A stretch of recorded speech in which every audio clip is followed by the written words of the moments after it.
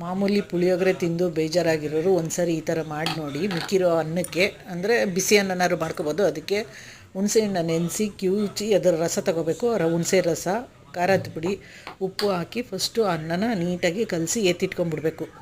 ನಂತರ ಒಂದು ಬಾಣಲಿಗೆ ಎಣ್ಣೆ ಹಾಕಿ ಅದಕ್ಕೆ ಎಣ್ಣೆ ಕಾದ್ಮೇಲೆ ಸಾಸಿವೆ, ಮೆಣಸಿನಕಾಯಿ, ಕರಿಬೇವು ಹಾಕಿ ಫ್ರೈ ಮಾಡಿ, ಒಂಥರ ಕಡಲೆಕಾಯಿ ಬೀಜ, ಕಡಲೆಬೇಳೆ, ಉದ್ದಿನ ಬೇಳೆ ಹಾಕಿ ಸ್ವಲ್ಪ ಚೆನ್ನಾಗಿ ಫ್ರೈ ಮಾಡಿಬಿಟ್ಟು ಅನ್ನ ಹಾಕಿ ಮಿಕ್ಸ್ ಮಾಡಿ ತಿಂದರೆ ಹುಣಸೆಹಣ್ಣಿನ ಚಿತ್ರಾನ್ನ ಸೂಪರಾಗಿರುತ್ತೆ. ಅದು ಮಾಡಿ ಒಂದು ಸರಿ ತಿಂದು ನೋಡಿ, ಆವಾಗ ನಿಮಗೆ ಗೊತ್ತಾಗುತ್ತೆ. ಅದು ಪುಳಿಯೋಗರೆ ತಿಂದು ಬೇಜಾರಾಗಿರುತ್ತಲ್ವ. ಹುಣಸೆ ಗೊಜ್ಜನ್ನ ನೆನೆಸ್ಬಿಟ್ಟು ಅದಕ್ಕೆ ಅನ್ನಕ್ಕೆ ಕಲಸಿ ಒಗ್ಗರಣೆ ಮಾಡಿ ಅದನ್ನು ತಿಂದು ನೋಡಿ.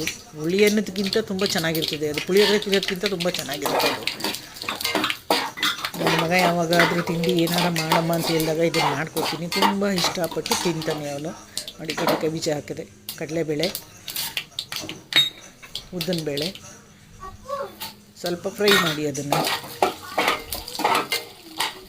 ನಂತರ ಮಿಕ್ಸ್ ಮಾಡಿ ಇಟ್ಕೊಂಡಿರೋ ಅನ್ನ ಹಾಕಿ ಚೆನ್ನಾಗಿ ಬಿಸಿ ಆಗಬೇಕು. ಒಟ್ಟಿನಲ್ಲಿ ಅದು ಮಸಾಲೆ ಎಲ್ಲ ಇದು ಖಾರದ ಪುಡಿ ಮತ್ತು ಉಪ್ಪು ಹುಣಸೆಹಣ್ಣೆಲ್ಲ ಹಾಕಿರ್ತೀವಲ್ಲ, ಮಸಾಲೆಯಲ್ಲಿ ಚೆನ್ನಾಗಿ ಫ್ರೈ ಆದರೆ ಹುಳಿ ಅನ್ನ ರೆಡಿ.